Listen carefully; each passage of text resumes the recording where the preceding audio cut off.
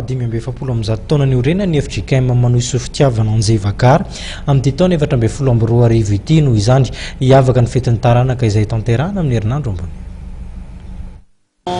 Iantsonantsika taranaka ny FJKM manohy fitiavana Anjevakara anome voninahitra an'Andriamanitra noho ny fetin'ny taranaka izay efa fanaontsika fiangonana amin'ny fahatelopolo sy ny faharaiky amin'ny telopolo ny volana aogositra izao.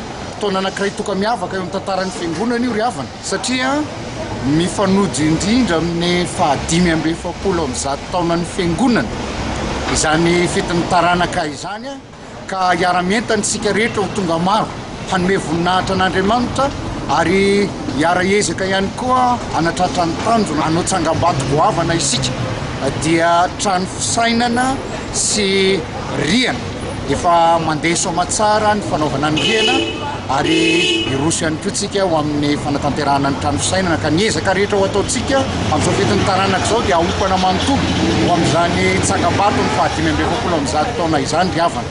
Ny fandaharam-potoanantsika amin'ny fetin'ny taranaka io ry havana dia sahala amin'izao miditra misivora sasany maraina ny mpampopobabahana ka dia ao anatin'izany no anaovantsika ny valopon'ny taranaka. Io no anisan'ny zava-dehibe anankiray mampiavaka ny fetin'ny taranaka anentanana ny taranaka rehetra izay avy eo amin'ny fiangonana FJKM manohy fitiavana. Ao koa ny fanaovantsika ny ezaka amin'ny fankalazana fahatelopolo amin'ny zato taona ny fiangonana dia ny lac dehibe na lac pasoavana araka ny falazantsika azy.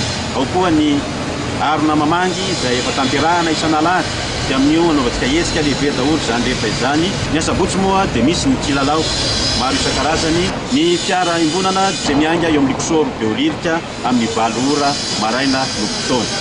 Manentana antsika taranaka ny FJKM manohy fitiavana Anjevakara rehetra tsy hankanavaka dia atsoina hiaraka hanome voninahitra an'Andriamanitra. Tao anatin'iny vaovao foniny ihany koa topolasitoko vavy no anakatonantsika indray ny fotoanan'ny fampahalalam-baovao tamin'ity takariva ity ho amin'ny rapitso ny fanomey fotoana eto indray tsika metraka ny veloa mandrapitafa topolasitoko.